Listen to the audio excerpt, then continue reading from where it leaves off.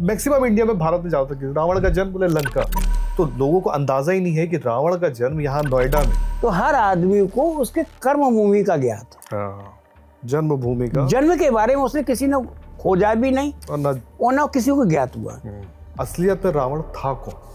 तो इन्होंने इतना अत्याचार किया, इतना अत्याचार किया, क्योंकि जो समय त्रेता आया था वो समय द्वापर का था। मनोज वाजपेयी साहब का एक सीन आता है जिसमें वो बोलते हैं कि मैं सारी चीज़ों को माफ़ कर सकता हूँ, हत्या जो की इन्होंने, जो कुकर्म की है, जो गलत किया, सब माफ़ कर सकता हूँ, लेकिन एक ब्राह्मण का रूप रख के सीता का हरण करना, उसकी वजह से ये युगों युगों तक, और इवन आज भी, अगर उसने रावण बनकर सीता का अपहरण किया होता, लेकिन उसने साधु का वेश धारण किया था, जिसका प्रभाव पूरे संसार के साधुत्व और सनातन पर सदियों तक रहेगा, जिसकी कोई माफी नहीं।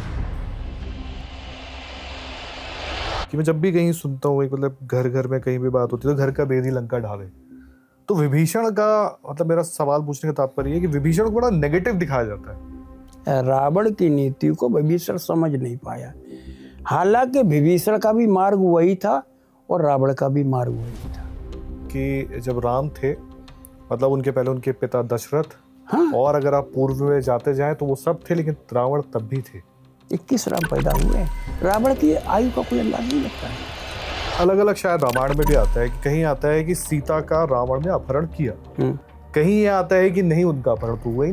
तो जब सीता जी अग्नि में प्रवेश करके गई तो रावण कौन सी सीता ले गया? माता पार्वती के शरीर से एक प्रतिबिंब उत्पन्न हुआ था जिसका नाम था वेदमती। आज का जो पॉडकास्ट हमारा है वो रावण के आसपास है, रावण को लेके बातचीत है, और साथ में जो हमारे पंडित जी हैं उनका नाम है विनय भारद्वाज, जो कि उस मंदिर से आते हैं जहां रावण का जन्म हुआ था, जहां रावण ने अपने 10 शीशों को काटा था, यानी कि अपने सर को काटा था, और भगवान शिव से वरदान मांगा जब उनको दशानन मिला था। तो पंडित जी से बात करेंगे, रावण के बारे में बात करेंगे, रावण के गहरे राज के बारे में बात करेंगे, और भी कई ऐसी ऐसी चीजें जानेंगे या आपको बताएंगे जो आपने रावण के बारे में सुनी ना हो। बस आपको इत्मीनान से पूरा पॉडकास्ट देखना है, और साथ ही अगर आपने अब तक सब्सक्राइब नहीं किया हमारे चैनल को तो जरूर कर ले, और ये पॉडकास्ट कैसा लगा ये आपको कमेंट सेक्शन में हमें बताना है। महाराज जी, सबसे पहले आपको प्रणाम कि आप पधारे। महाराज जी, आप जहाँ पूजा करते हैं, जिस शिवलिंग की आप पूजा करते हैं, जिस जगह पर आप पूजा करते हैं, उस जगह का प्रभाव या महत्व बहुत अलग है। वहाँ का महत्व ऐसा है कि स्वयं रावण वहाँ रहे हैं, उनके पिता, उनके दादा, मतलब उस जगह की ऊर्जा कैसी है। मतलब एक होता है ना कि जैसे जब हम कहीं सुनते हैं, जैसे कैलाश पर्वत के बारे में सुनते हैं, कैलाश पर्वत शिव जी का जो स्थान है, वहाँ जाओ तो लोग कहते हैं कि वहाँ की ऊर्जा बड़ी अलग है, आपको अलग सा महसूस होता है। तो वहाँ चूंकि रावण, जहाँ पे आप जिस शिवलिंग की आप पूजा करते हो वो लाखों वर्ष पुराना है, उसकी आप भी करते हैं, तो एक ऊर्जा का जो है संचार। देखिए, अगर ऊर्जा की बात की जाए तो वो शिवलिंग युगों पुराना है।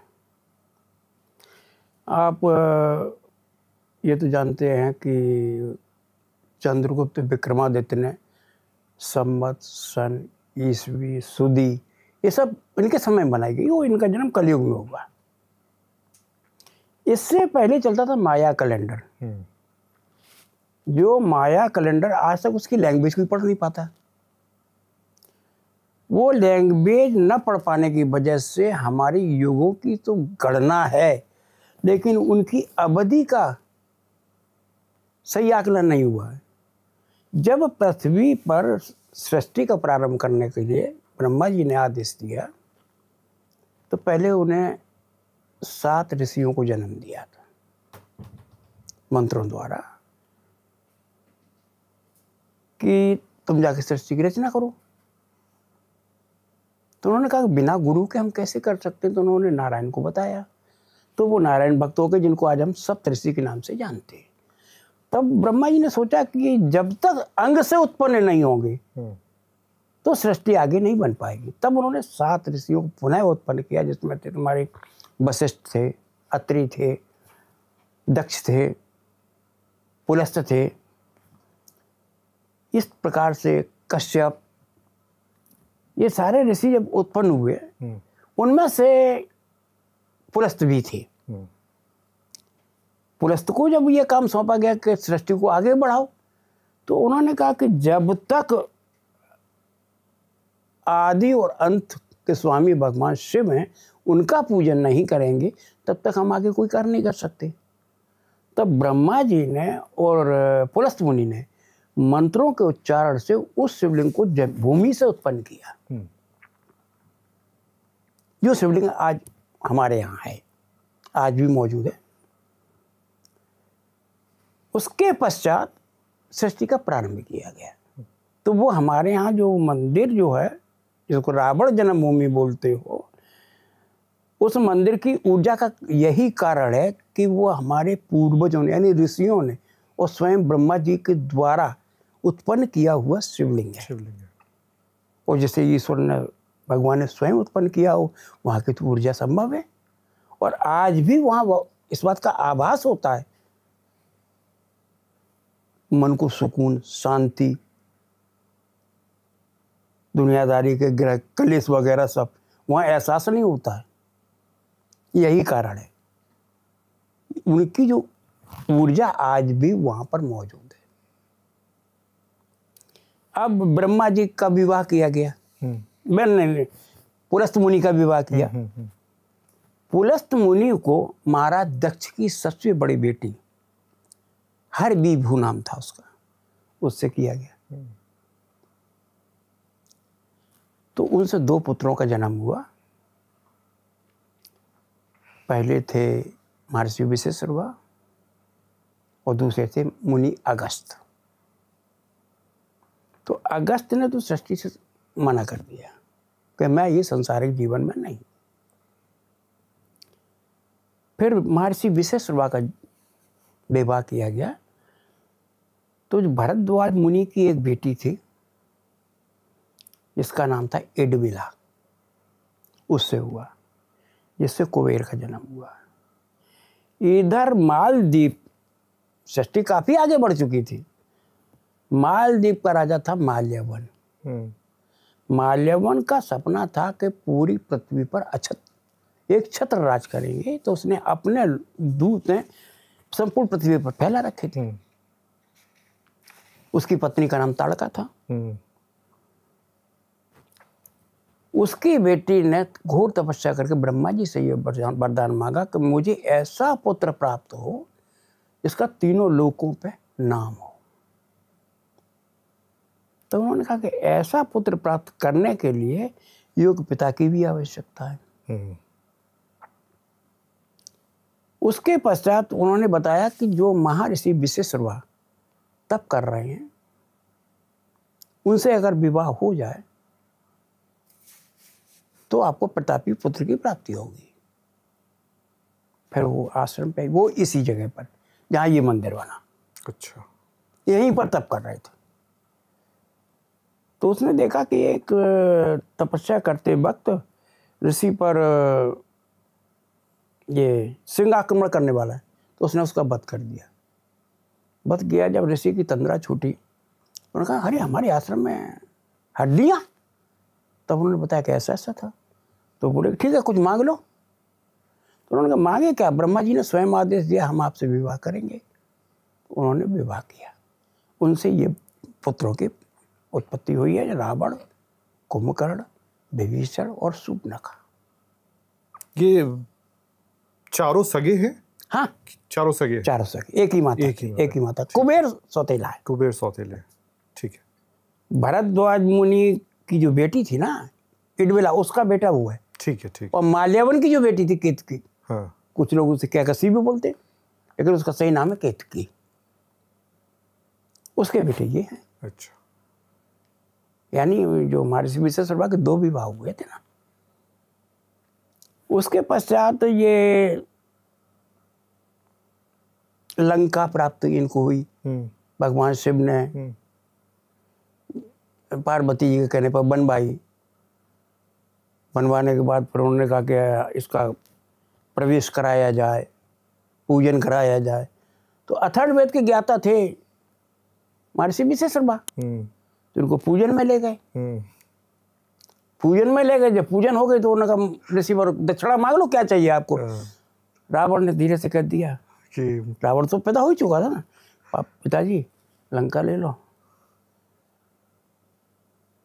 तब रावण को ज्ञात था कि ये शिव जी के लिए है, मतलब क्योंकि रावण की, जी हाँ, रावण की जब भी जिक्र होता है तो शिव जी का मतलब ऐसा हो नहीं सकता कि आप छोड़ दो उनको, और शिव जी तो मतलब ऐसे उनके लिए क्योंकि सिर्फ आराध्य हैं उनके। आराध्य, सिर्फ तांडव सूत्र वगैरह जो भी, हाँ भाई, तो ज्ञात था उनको मालूम था ये माता के लिए बनवाई गई, तो उन्होंने वही मांग ली। अब जब उसने मांग ली दे दी, लेकिन रावण हकदार नहीं। भाई हमारे यहाँ आज भी एक रिवाज है, हमारी प्रॉपर्टी की देख रेख के लिए हमारा बड़ा बेटा ही संभालता है। तो बड़ा तो कुबेर था, तो वहां रहने के लिए कुबेर को दे दिया। जब कुबेर को दे दिया तो रावण को जलन होने लगी। तब इसने इस शिवलिंग पर तपस्या करके अपने वरदान प्राप्त किए। अच्छा, इतना पौराणिक इस शिवलिंग का महत्व है, मतलब कि जिस शिवलिंग की बात हम लोग कर रहे हैं दरअसल आधे लोगों को ज्ञात नहीं होता है। मतलब भारत में देखता हूँ मैं मैक्सिमम, आप किसी से भी पूछो कि रावण कहाँ गया तो बोले लंका, और पता आप पूछो रावण का जन्म, आप मैक्सिमम इंडिया में भारत में जाओ तो रावण का जन्म बोले लंका। तो लोगों को अंदाजा ही नहीं है कि रावण का जन्म यहाँ नोएडा में, जैसे अपन दिल्ली बोलते हैं, दिल्ली एनसीआर की बात करते हैं, नोएडा के बिसरक गांव में है। लोगों को अब वही वाली बात है कि लंका से शायद, जैसे प्रभु श्री राम का होता जिक्र, प्रभु श्री राम का हर किसी को पता है, आप पूछो जन्म का अयोध्या। जब आप कृष्ण जी की बात करोगे तो आप उनका वृंदावन बता दोगे, पर रावण की जब बात आती है तो आइडिया ही नहीं होता, हर किसी को सिर्फ लंका लंका लगता है। तो महाराज जी इसका एक कारण है, हाँ, कि रावण का जो कर्म भूमि है, हाँ, वो लंका ही है। तो हर आदमी को उसके कर्म भूमि का ज्ञात, हाँ, जन्म भूमि का, जन्म के बारे में उसने किसी ने खोजा भी नहीं और ना किसी को ज्ञात हुआ। ये तो काफी समय के पश्चात धीरे धीरे धीरे धीरे ये ज्ञात हुआ। जैसे तुम्हारा अष्टावक्र रामायण में भी वर्णन है इसका, शिव पुराण में भी थोड़ा वर्णन है, ज्यादा नहीं, मगर अष्टावक्र रामायण में ज्यादा है कि हमारे शिव विश्वेश्वर का आश्रम 2 नदियों के पास था। तो दोनों नदी तो यहाँ थी, और ये जो घोर जंगल था, घोर जंगल था, और ऋषियों को चाहिए क्या, आग तब और जल, स्नान करने के लिए जल, पीने के लिए जल, और आग इसलिए चाहिए उनको हवन यज्ञ वगैरह करना। तो ये सारी उपलब्धता, और ये ऋषि लोग हैं जितने भी हैं वो अपने वेदों में देखो, पुराणों में देखो, कहीं भी देखो, तो ये जंगल में ही रहे शांति की दृष्टि से। तो आप जितने भी तपस्वी है उनको, ऋषि मुनि को उस वक्त उठाएंगे, हाँ, सबका यही आता। लेकिन धीरे धीरे धीरे बस्ती जनसंख्या बढ़ रही, बस्तियां वहां पहुंच रही हैं, लेकिन इन लोगों का जो निवास था वो जंगलों में ही था।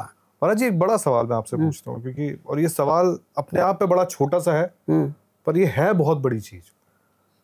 रावण को लेके बहुत चीजें आती है सुनने में, ये आता है, वो आता है, ऐसा आता है, वो आता है, बट असलियत में रावण था कौन? देखिए, पर ईश्वर को पृथ्वी का भार संतुलित रखने के लिए पॉजिटिव और निगेटिव दोनों ही बनाने पड़े। रावण के अगर पूर्व जन्म का अगर जानना चाहते हो तो जब सृष्टि का प्रारंभ नहीं हुआ तो भगवान विष्णु क्षीर सागर में विश्राम ले रहे थे, पृथ्वी जलमग्न थी, तो उनके कान से मैल निकला, जिससे मधु और कैटअप का जन्म हुआ। मधु और कैटअप का जन्म हुआ, लेकिन वो भगवान के शरीर से ही उत्पन्न हुए थे, तो भगवान स्वयं नहीं मार सकते थे उसको, तो उन्होंने माता आदि शक्ति के द्वारा उनका वध करवाया। अच्छा, उसके बाद ये पृथ्वी पर पुनः आए, जो हिरण्याक्ष और हिरण्यकश्यप के रूप में जन्म हुआ इनका। तो इसका इतिहास तो करीब पूरी सभी लोग जानते हैं। हिरण्याक्ष को 12 अवतार लेके मारा, और हिरण्यकश्यप को नरसिंह अवतार लेके मारा। जब इन्हें भगवान का गोद मिल गया, शरण मिल गई इनको, भगवान के हाथों वध हो गया, तो इनका मोक्ष हो गया। तो फिर इनका अगला जन्म जय और विजय के रूप में हुआ, क्योंकि वो स्वर्ग लोक में वास हो गया उनका, जय और विजय के रूप में। मगर ये कथा और भी इसमें आती है कि जब नारद जी को मोह हुआ था, उन्हें वानर रूप भगवान ने बना दिया, तो स्वयंवर गए थे इनको देख के हंस दिया इन्होंने। तो क्या राक्षसों की तरह हंस रहे हो, क्रोध में तो थे वो, क्या राक्षसों की तरह हंस रहे हो, जाओ मृत्युलोक में राक्षस बन जाओ। तो उनको तो मालूम था ये नारद जी हैं, इनका बाड़ी तो कभी खाली जा ही नहीं सकती है, तो उन्होंने पैर पकड़ लिए कि महाराज हमसे भूल तो हो ही गई, लेकिन ये बता दो कि हमारी मोक्ष कैसे हो। उन्होंने कहा 2 रास्ते हैं। मतलब रावण का जो जन्म है उसके पहले पुनर्जन्म की पहले की चीज है, जो उनको एक श्राप मिला था। श्राप मिला और वो शिवगढ़ थे। हाँ, शिवगढ़ थे, चूंकि उन्होंने नारद जी पर हंस दिया और वहां पे जो श्राप है उसकी वजह से उनको इस पृथ्वीलोक में आना। और उन्होंने नारायण को भी श्राप दे दिया। अच्छा, यहाँ पे ना कि यही वानर रूप तुम्हारी सहायता करेगा मृत्युलोक में। इसी चक्कर में हनुमान जी भी बानर के रूप में अवतार लेके, हनुमान जी भी बानर के रूप में इसीलिए आए कि उन्होंने श्राप दिया था उनको कि यही बानर रूप तुम्हारी सहायता करेगा। मतलब वो मुझे याद है ना, आई थिंक एक द्रौपदी की कहानी है। द्रौपदी की, मतलब आपकी इस कहानी से याद है, द्रौपदी ने शायद अपने पूर्व जन्म में मांगा था मुझे ऐसा पति दे जिसमें सारी कला हो, या सारी चीजें हो। तो शिव जी ने बोला ऐसा हो ही नहीं सकता, उसके लिए आपको कोई एक इंसान परफेक्ट हो ही नहीं सकता। तो उसके लिए बोला 13 आदमी लगेंगे अगर आपको एक परफेक्ट चाहिए। तो उनका जब दोबारा जन्म हुआ तब उनके 5 पांडव। तो हर चीज के पीछे कोई ना कोई रहस्य छुपा हुआ, बहुत रहस्य ऐसे हम आपको उजागर करेंगे जो आप आज लोग कहते हैं कि, खैर अभी विषय को ना मतलब लाइन से चलना दो, वो भी बता देंगे आपको। कि जब ये रावण पृथ्वी पर जन्म, तो उन्होंने एक रास्ता बताया। उन्होंने एक, या तो तुम भक्ति करो, तपस्या करो, तुमको योगा लग जाएंगे, या तुम शत्रु बन जाओ तो वो स्वयं आएंगे तुम्हें मारने के लिए, तुम्हें मोक्ष मिल जाएगा।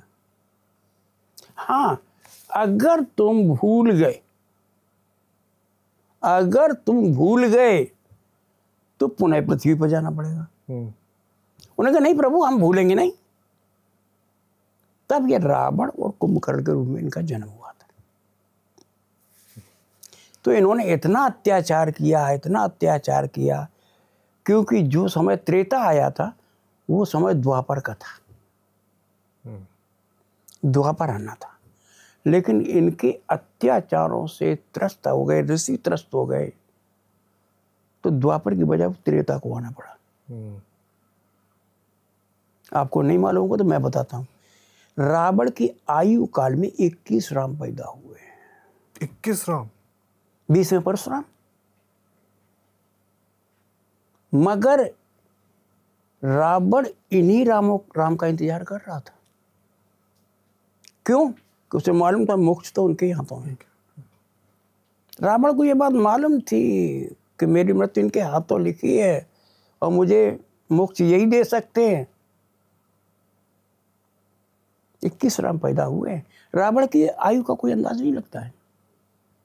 मतलब ये कह रहे कि रावण की जब राम थे, मतलब उनके पहले उनके पिता दशरथ, हाँ। और अगर आप पूर्व में जाते जाएं तो वो सब थे, लेकिन रावण तब भी थे। हाँ, अब ऐसा सोच लो कि जब राम और रावण का युद्ध तो बाद में हुआ, इनसे पहले महाराज दशरथ का युद्ध हुआ था देवा संग्राम में। तभी रावण था, रावण से युद्ध हुआ है। और उनसे पहले जो उनके पिता थे, जिनका नाम था महाराज अज, उनका भी देवा संग्राम हुआ, उसमें भी रावण था। और उनके पिता थे महाराज रघु, रघु से भी युद्ध हुआ इसका, रघु से भी युद्ध हुआ इसका। तो आप बताइए, 4 पीढ़ी तो राम की गुजर गई, 4 पीढ़ी तो राम की गुजर गई जब वो युवा हुआ था। सोचने वाली बात है, युद्ध तो जब ही किया जब युवा हुआ, और फिर बाल अवस्था तो और भी लंबी हो गई। तो रावण की सही आयु का आंकड़ा लगा पाना मुश्किल है। एक काल्पनिक तौर से तो लाखों पर जितने काल्पनिक गणित है, प्रमाणित नहीं। तो यही महाराज जी रावण के पृथ्वी पर आने का कारण जो श्राप था, हाँ, यही उनके पृथ्वी, नारद जी का श्राप उनको पृथ्वी पर लाया था। बट एक वो होता ना कि रावण को भगवान राम से शत्रुता वाली जो चीज निकल कर आती है, कि एक होता है ना कि जब आपको पता है पूर्व जन्म आपका था, तो 21 बार जो आपने बताया कि परशुराम भी थे, पर उनका जो मोक्ष लिखा था वो प्रभु श्री राम के हाथ था। तो शत्रुता का वो करनी क्यों थी, मुझे समझ में नहीं आया वो चीज। उसे अपना कुल इस राक्षस योनि से मुक्त करना था। मतलब रावण को ये सब पता था, जैसे हाँ। उनको महापंडित कहा जाता, महापंडित मतलब एक तो ज्ञाता थे ही, आज भी शायद कहा जाता है कि जब भी कोई ज्ञाता की बात आती है तो उनसे बड़ा कोई नहीं है। मतलब जन्म बहुत हुए हैं लेकिन राक्षसों में शायद उनसे बड़ा कोई भी नहीं हुआ, कोई नहीं था। तो सिर्फ ये जानते थे कि मुझे अपना जो कुल के लिए करना है, इसलिए उन्होंने पहले से ज्ञात था। एक रामायण में मैंने पढ़ा था, वो रामायण कौन सी थी इतना तो नहीं पता, एक जगह रद्दी बिक रही थी, तो रद्दी में एक किताब हमको नजर आई, उसके ऊपर के भी प्रश्न नहीं थे, नीचे के भी प्रश्न नहीं थे। मुझे कुछ अटैक्ट किया उसने, तो मैंने उसको पूछा ये कितने पैसे देते? बोले गुरुजी ले जाओ, उसकी क्या कीमत? तो मैंने फिर उसको पढ़ा था। रावण धनुष यज्ञ में जाने का एक कारण था उसका। पहला कारण था कि भगवान शिव का भक्त था, धनुष का पूजन करना था उसको। उसे मालूम था आज ये धनुष टूटेगा, रावण को मालूम था, और इसे कौन तोड़ेगा ये भी रावण को मालूम था। स्वयंवर वाला शिव धनुष परशुराम जी का। तो उसने भगवान राम के भी दर्शन किए। जब अशोक वाटिका में महाराज उनके गुरु के लिए फूल लेने जब जा रहे थे राम और लक्ष्मण, तो रावण एक जगह छुपा हुआ था बगीचे में। तो राम तो त्रिकालदर्शी है, उन्होंने कहा लक्ष्मण जाओ तुम फूल चुन लो। वो आगे गए तो उन्होंने कहा लंकेश क्यों छुपे, बाहर आओ। तो बाहर आए तो उन्होंने कहा कैसे छुपे हो, मैं तो तुम्हारे लिए ही आया हूँ। तो उन्होंने कहा ये बात मुझे मालूम है प्रभु, लेकिन मुझे एक वचन चाहिए मुझसे, वो आज दे दो। बोले क्या चाहिए? कि जब तक मेरा परिवार का उद्धार ना हो जाए अपना चतुर्भुजी रूप मत दिखा देना। अगर वो दिखा दिया तो राक्षस सब शरण में आ जाएंगे, पृथ्वी पर राक्षस रह जाएंगे। बोले ठीक है, दे दिया उनको वचन। तो पूरी रामायण में देखो कहीं राम ने चतुर्भुजी रूप नहीं दिखाया है, एक मानव चरित्र का निर्माण किया है। महाराज जी, आप जब भी भोज की बात कर रहे हैं तो मैं ऐसे ही जहन में आया, क्योंकि आज की डेट में जो जनरेशन है वो रावण को जब भी देती है वो 10 सिर दिखाता है। रावण को जलाया जाता है तो 10 सिर दिखाता है। तो क्या 10 सिर वाला मतलब क्या वो, मतलब मुझे तो जानकारी है बट मैं इसके लिए कि क्या वो 10 सिर ही होते थे कि उसका क्यों दशानन जो था? दशानन का कारण था कि एक तो रावण ने जब भगवान शिव की तपस्या कर रहा था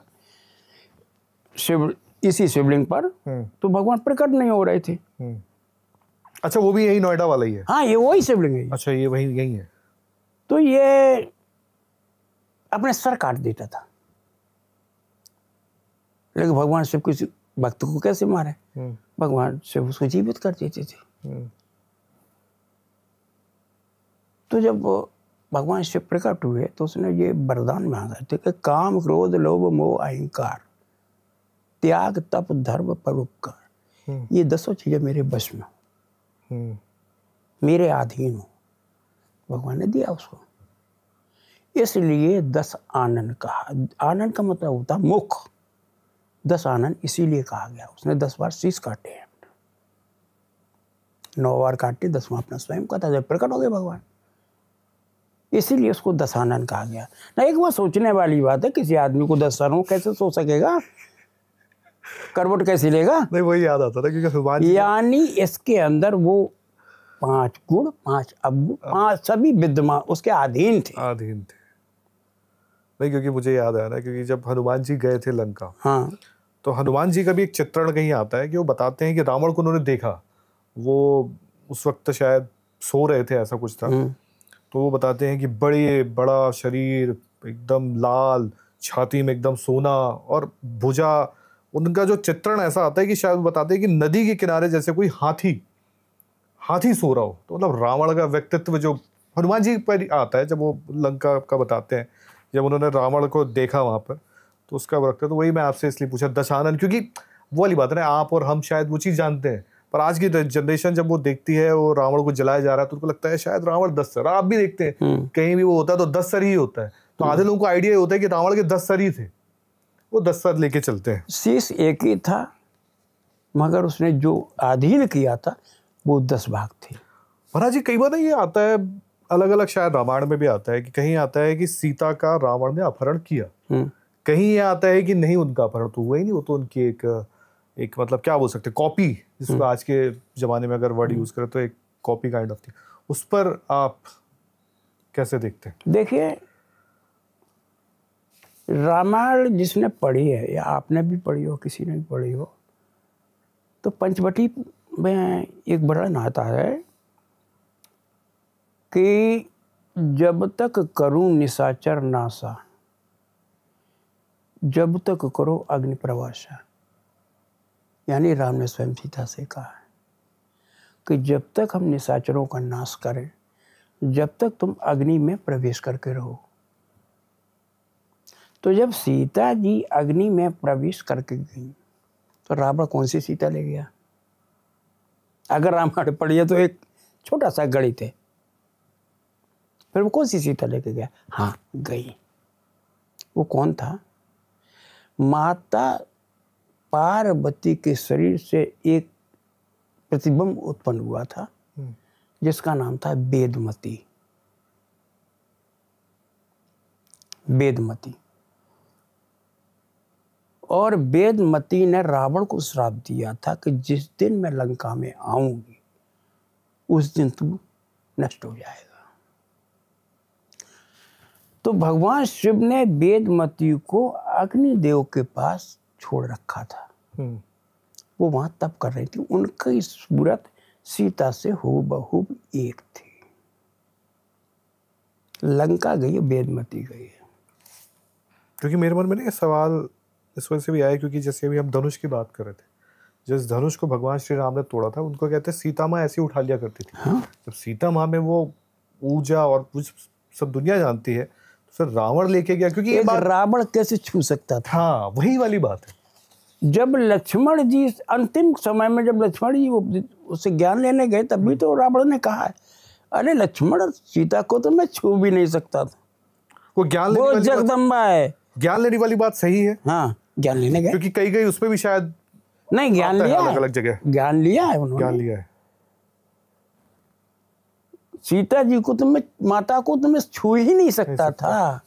ये रहस्य केवल मैं जानता हूं और राम जानते हैं, और वो लक्ष्मण वो रहस्य ही रहने दो, क्योंकि उसे मालूम था कि वेदमती का दिया हुआ श्राप पूरा होना,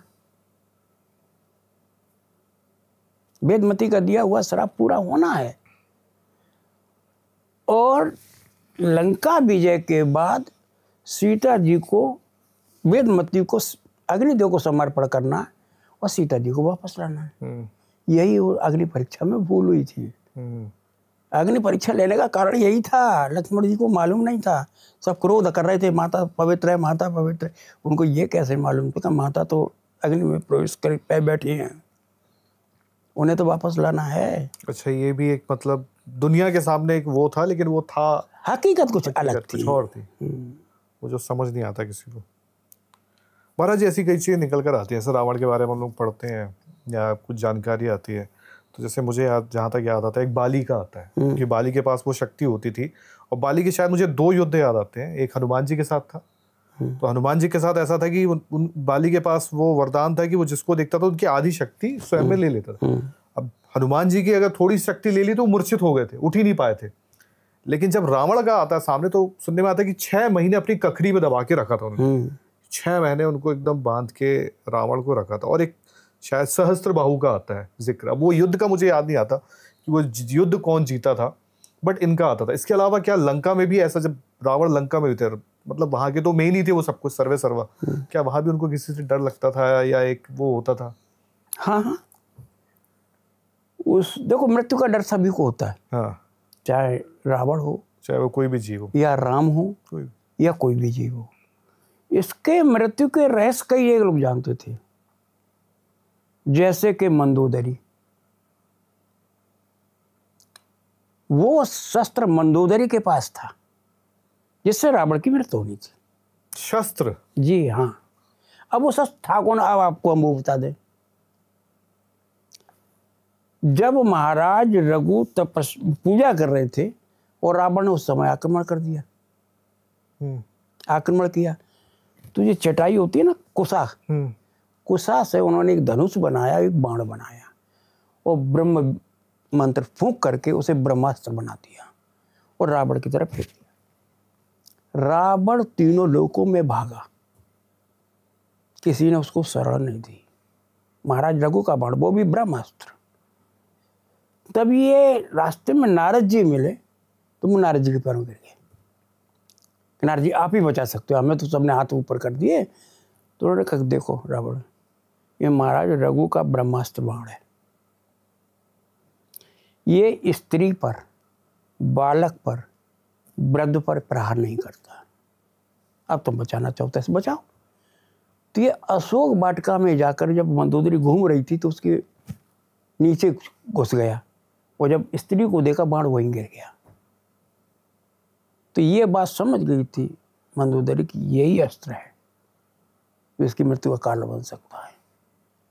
तो वो बाण मंदोदरी ने छुपा कर एक दीवार में लगवा दिया था, जो हनुमान जी लेने गए थे लास्ट में। उसने, हनुमान जी ने उससे विनती करके लिया वो अस्त्र।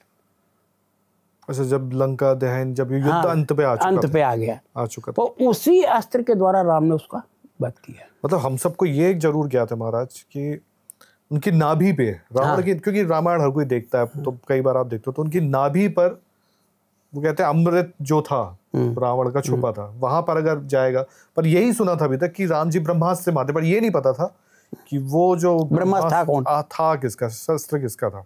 जैसे वो होता है ना शिव धनुष, वो परशुराम जी का था, आपको ज्ञात है, पर ये वाला जो जानकारी थी ये बिल्कुल वो नहीं था। तो वही वो बाण था जिसके द्वारा रावण की मृत्यु निश्चित थी। ठीक है। और राम ने जो मारा है रावण को, उसी ब्रह्मास्त्र से मारा है। वो विभीषण ने ही बताया था राम को। देखो राम को सब मालूम था, लेकिन उनकी जगह जगह पर परीक्षा भी ले रहे थे कि इसका भाई के प्रति थोड़ा सा मोह है या ये हमारे परमात्मा में विलीन है। तो विभीषण की भी परीक्षा ली। विभीषण ने बताया कि इसका वध प्रभु इससे नहीं होगा। माता मंदोदरी जो अस्त्र रखे हैं, जो आपके पूर्वज रघु का द्वारा छोड़ा गया था, उसके द्वारा इसका वध होगा। तब हनुमान जी गए वहां, हनुमान जी लाए वहां से अस्त्र को। अब वो कैसे दिया, वो उसका विस्तार तो बहुत लंबा है, लंबा विस्तृत जानकारी बहुत है। महाराज जी, अब चूंकि आपने अभी विभीषण की बात की, मैं जब भी कहीं सुनता हूँ, मतलब घर घर में कहीं भी बात होती है तो घर का भेदी लंका ढावे, तो विभीषण का, मतलब मेरा सवाल पूछने का तात्पर्य है कि विभीषण को बड़ा नेगेटिव दिखाया जाता है कि मतलब यार इसने एक जो होता है ना कि एक पॉजिटिव इमेज होनी चाहिए शायद, क्योंकि आप रावण में, लंका में हो, लंका में रावण है और रावण के कई पाप ऐसे भी है जो आप भी जानते हैं। मतलब कि जब ज्ञान का अहंकार हो जाए, फिर आपको अपने शक्ति का अहंकार हो जाए, तो आप अनुचित कार्य भी करते हो। तो रावण ने कई चीज़ें वो की हैं, मतलब धीरे धीरे जो उनका पाप का घड़ा था। लेकिन वहाँ पे शायद एक उनकी वाइफ मंदोदरी और दूसरे भाई ये हमेशा चाहते थे कि आप पूरे लंका में, शायद ये दो ही ऐसे थे जो हमेशा चाहते थे कि आप एक सही मार्ग पर चले।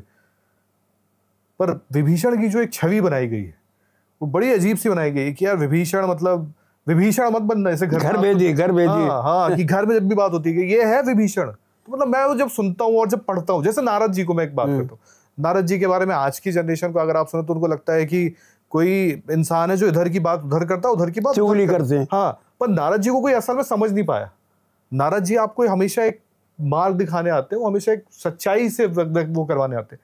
बट आज की जनरेशन थोड़ा उसको वैसे लेती है कि अच्छा इनको तो, अच्छा तुम नारद हो, वो वाली चीजें ऐसे विभीषण को लेकर। देखिए, विभीषण राम की शरण में आया, ये बात सत्य है, लेकिन रावण की नीति को विभीषण समझ नहीं पाया। रावण की नीति को विभीषण समझ नहीं पाया। हालांकि विभीषण का भी मार्ग वही था और रावण का भी मार्ग वही था। रावण अपने पूरे कुल को तारने के लिए इस मार्ग पर चल रहा था और विभीषण ये सोचता था कि अगर रावण सीता जी को, माता को वापस कर देंगे तो राम इसे माफ कर देंगे, लंका बच जाएगी। लेकिन जो दिए गए पिछले श्राप थे वो कहाँ जाते? जिस समय महर्षि विश्वामित्र ने लंका मांगी तो पार्वती जी ने भी श्राप दे दिया कि तेरी लंका पर एक दिन जलकर राख हो जाएगी। हनुमान जी ने जब लंका जलाई तो उनकी पूंछ क्यों नहीं जली? कि माता पार्वती उस पर विराजमान थी। तो उस श्राप का कहा क्या होगा? और उनकी अच्छी तरह मालूम था कि मेरे को राक्षस योनि से मुक्ति देने में क्षमता सिर्फ राम में है। आज हम विभीषण के कहने पर शरणागत हो गए तो फिर मैं इस योनि में पड़ा ही रहूंगा। तो इस नीति को विभीषण समझ नहीं पाया। अच्छा महाराज जी, एक बड़ा मन में अजीब सा सवाल उत्पन्न होता है। भगवान राम अयोध्या पुरुष, महापुरुष, अब जो कहना है उनके व्यक्तित्व को लेकर बात कर सकते हैं, बट जब भी आप कितने इतिहास में जितने भी जंग उठाएंगे या युद्ध उठाएंगे वो हमेशा एक ऐसा उठाया गया, भगवान राम को वानरों की जरूरत। भगवान राम ने ये पूरा युद्ध ही लड़ा, वो वानरों के साथ लड़ा। मतलब एक होता है ना कि आप युद्ध जब भी जाते हो, करने जाते हो, तो आप चाहे महाभारत में उठा लो, आप देखेंगे हमेशा वानरों की जरूरत। मतलब ये बड़ा अलग सी चीज है, शायद मुझे नहीं याद आता इतिहास में या हमारे पुराणों में कभी ऐसा कुछ हुआ। वानरों की जरूरत क्यों पड़ी थी युद्ध के लिए? देखिए, राम की सहायता करने के लिए ये देवता ही थे जो इस रूप में आए थे, समझ गए? जैसे आपको एक छोटा सा उदाहरण, जामवंत। जामवंत जन्म से रीछ नहीं थे, लेकिन प्रभु के दर्शन इसी रूप में हुए। तो उन्होंने कहा कि हम इस रूप को नहीं त्यागेंगे। कागभूषण, कागभूषण जन्म से कौवा नहीं थे, एक ऋषि थे वो, लेकिन प्रभु के दर्शन उन्हें इस रूप में हुए। तो उन्होंने सोचा कि हम इस रूप को नहीं त्यागेंगे। तो इसी प्रकार से ये सभी देवता थे, छोटे बड़े छोटे बड़े छोटे बड़े देवता थे जो इन रूप में आकर के प्रभु की सहायता के लिए आए। जैसे नलोनील, नलोनील, हाँ, है? ये भगवान विश्वकर्मा के पुत्र थे, लेकिन फिर भी वानर रूप में उन्होंने प्रभु के दर्शन हुए उन्हें, तो फिर उन रूप को नहीं त्यागा। तो यानी ये जो थे वो समर्पण के कारण इस रूप में आए थे, देवता ही। क्योंकि मैं शायद कहीं पढ़ रहा था थोड़ा सा, जैसे अभी हमने हिरण्यकश्यप की बात भी की थी, उनका जो वरदान उन्होंने ब्रह्मा जी से मांगा था, उसमें मांगा था ना घर के बाहर ना घर के अंदर, न दिन हो न रात हो, ना इंसान हो ना जानवर हो, ना देव हो ना राक्षस हो। तो आपने जब इस तरह का कुछ, रावण कभी ऐसा निकल कर आता है कि मेरी जो मौत होगी, मतलब जब मेरा जो वो, मतलब कहते ना कि जिससे उनका जो वरदान उन्होंने जो मांगा उसमें ऐसा था कि ना इंसान से होगी ना इससे होगी ना उससे, उसमें ये आ रहा था कि वानर चूंकि उस श्रेणी से नीचे आते थे, शायद ये भी कारण उसने ये मांगा था कि न तो मुझे कोई नर मार सके, हाँ, न देवता मार सके, हाँ, न नर मार सके, न मुझे कोई देवता मार सके, न मनुष्य मार सके। यानी देवता भी नहीं मार सकते,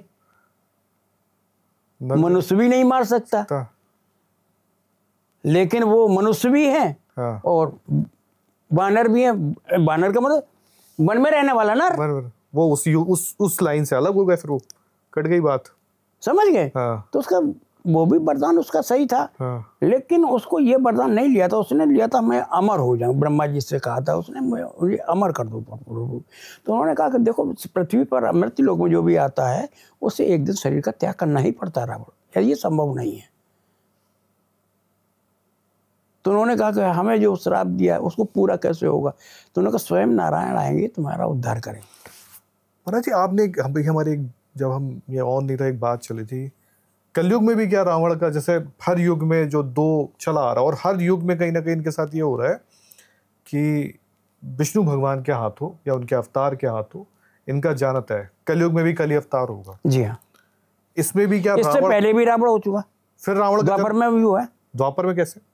कंस और शिशुपाल। अच्छा, ये जो दो की जोड़ी है ये कंटिन्यू हर जय विजय है ना, जय विजय है, और ये मधु कैटअप है, हिरण्यकश्यप है, और हर बार जो मतलब विष्णु जी के अवतार होते हैं हाँ वो इन्हीं के वध के लिए। भाई कृष्ण अवतार में शिशुपाल का भी उद्धार किया, हाँ कंस का भी उद्धार किया। हाँ अब कलयुग में अंतिम अवतार कली पुरुष के रूप में, अब इनके सहयोग में कौन आता है अभी इसका उल्लेख नहीं आ पाया, हाँ। लेकिन जो मतलब रावण का जन्म कलयुग में दोबारा होना है। जी हाँ। इसके पश्चात प्रभु भगवान जो नारायण के ना 10 अवतार हो जाएंगे, कल्कि के बाद 10 अवतार पूर्ण हो जाएंगे, और इसके भी 10 हो जाएंगे, जन्म पूरे हो जाएंगे। ये अंतिम है। वैसे अगर गणित लगाया जाए देवी भागवत पुराण के अनुसार एक चक्र सिर्फ शेष है, एक चक्र बाकी है बस, उसके बाद प्रलय, फिर वो एक नए तरीके से सृष्टि का निर्माण जो चलता रहता है। 10 अवतार प्रभु के हो जाएंगे, और रावण का भी हकीकत भगवान, मैंने आपको पहले बताया कि पृथ्वी का संतुलन बनाए रखने के लिए राक्षस और मनुष्य दोनों बना दिए। महाराज जी एक आखिरी चीज मैं आपसे पूछता हूँ। एक मूवी है, मुझे मूवी का नाम याद नहीं आ रहा, उसमें मनोज वाजपेयी साहब है। मनोज वाजपेयी साहब का एक सीन आता है जिसमें वो बोलते हैं कि रावण को लेके भगवान शिव और पार्वती जी में बात चल रही होती है। तो वो बोलते हैं कि माता बोलती हैं कि ये इन्होंने जो गलतियां की थी अब इनका हो गया है, इनको माफ़ कर दीजिए। पर शिव जी वहाँ कहते हैं कि मैं सारी चीज़ों को माफ़ कर सकता हूँ, हत्या जो की इन्होंने, जो कुकर्म की है, जो गलत किया, सब माफ़ कर सकता हूँ, लेकिन एक ब्राह्मण का रूप रख के सीता का हरण करना, उसकी वजह से ये युगों युगों तक, और इवन आज भी देखो, कहीं अगर कोई आप भिक्षा मांगने के लिए जाते हैं, आप देखें घर के सामने कई बार आता है, छोटे शहरों में चलन ज़्यादा है, बड़े शहरों में तो रह नहीं गया, लेकिन आदमी एक डर की भावना होती है, क्या ये सही है या गलत है, क्योंकि मन में वो चीज़ आता है। तो क्या ये, क्योंकि उस वजह से उसमें ये सीन में दिखाया गया कि वो बहुत बड़ा महापाप है, और इसकी जो एक कहते हैं ना, वो जिंदगी भर रहेगी ताउम्र, इस वजह से मैं इसको माफ़ नहीं कर सकता, एक बहुत बड़ा पाप इन्होंने किया। कि है मतलब सही है कि? देखिए, आपने रामचरितमानस सुना भी होगा, हाँ, पढ़ा भी होगा थोड़ा बहुत। रामचरितमानस में अगर ध्यान देकर पढ़ा जाए तो इसमें पूरा कलयुग का वर्णन है। उदाहरण के तौर से हम आपको बताएं कि जैसे लक्ष्मण जी ने एक रेखा खींच दी कि माता आप अंदर रहना, बाहर मत आना। इसका मतलब क्या है? वो रेखा थी एक मर्यादा की रेखा, जो आज भी कलयुग में लागू है। जो स्त्री मर्यादा की रेखा पार करती है उसे बाहर रावण मिल जाते हैं, बाहर रावण मिल जाते हैं। अगर उस रेखा के अंदर रहती है तो वो सुरक्षित महसूस करती है, वो है लक्ष्मण रेखा। एक उदाहरण के तौर से ये आता है कि भगवान राम ने एक बाण ऐसा मारा था कि मारी 100 योजन दूर गिरा था जाकर के लंका में। तो फिर आप ये बताइए, फिर शूर्पणखा को बाण क्यों नहीं मारा? वो भी 100 योजन दूर गिर जाती जाके। और फिर ये भी कहते हैं कि देवी मेरा तो विवाह हो चुका है, लक्ष्मण जी से पूछ लो। क्या राम को मालूम नहीं था कि लक्ष्मण का विवाह हुआ? हाँ, बिल्कुल सही बात। राम को भी तो मालूम था कि लक्ष्मण का विवाह हुआ, उनकी तो साली थी वो एक ही साथ विवाह हुआ। फिर ऐसा क्यों कहा उन्होंने? तीसरी बात, किसी स्त्री के नाक कान काटना क्या एक मर्यादित बात है? नहीं, मर्यादित बात है। और फिर प्रभु राम के आदेश का पालन, और फिर मर्यादा पुरुषोत्तम भी कहा उन्हें। तो इसके पीछे भी कुछ अलग है। ये जो शूर्पणखा थी कौन? ये पूर्व जन्म में शेषनाग की पत्नी शेषनी थी। और इसका प्रेम वासुकी नाम के सर्प से चलता था। और शेषनाग का एक मित्र था जिसका नाम था राजा प्रताप भानु, जो बहुत ही सत्यवादी थे। उनका वचन कभी झूठ नहीं बोलते थे। वो शेषनाग के मित्र थे। उन्होंने प्रेम करते देख लिया तो शेषनी को उन्होंने धुनाई कर दी अच्छी तरह से। कहे मित्र की पत्नी, अपना ही तो परिवार समझते थे ना। और चले गए। उधर शेषनाग जी है तो उसने उल्टा गंगा बहा दी। आके तुम्हारे मित्र ने मुझे मारा पीटा और मुझे अपनी कह रहा था मुझे पत्नी बना दो, तुम पत्नी बन जाओ। मैं कैसे बन जाती? तो शेषनाग को गुस्सा आया। बोले मैं आज उसको जला के राख कर दूंगा। तो उनकी फुसकारी बहुत तगड़ी थी भाई। उधर से प्रताप भानु आ रहे थे, इधर से ये जा रहे थे। तो प्रताप भानु ने पहले हाथ जोड़ के, मित्र 1 मिनट क्रोध मत करो, पहले मेरी बात सुन लो, उसके बाद मुझे कुछ भी करना। तो उन्होंने कहा क्या बताओ क्या बात है? सत्य उन्हें मानते ही झूठ नहीं बोलते हैं। उन्होंने कहा तुम्हारी पत्नी वासुकी नाम के सर्प से प्रेम करती है। उस समय ये वासुकी मनुष्य की तरह हाथ पैर वाला था। बोले ये तो बहुत बड़ी बात है। तो इसीलिए मैंने उसको मार दंड दिया। अब आप तुम्हें जो करना कहो, तो चलो हमारे साथ। अभी उसके नाक कान काट के घर से निकालेंगे। ये ऊपर महल की खड़ी थी। जब देखा ये दोनों मित्र हंसते हुए आ रहे हैं तो बोला अब मेरी मुसीबत आ गई। तो उसने वहीं से छलांग मार दी, वो मर गई। उसने सूर्पनखा के रूप में जन्म लिया और शेषनाग थे लक्ष्मण जी।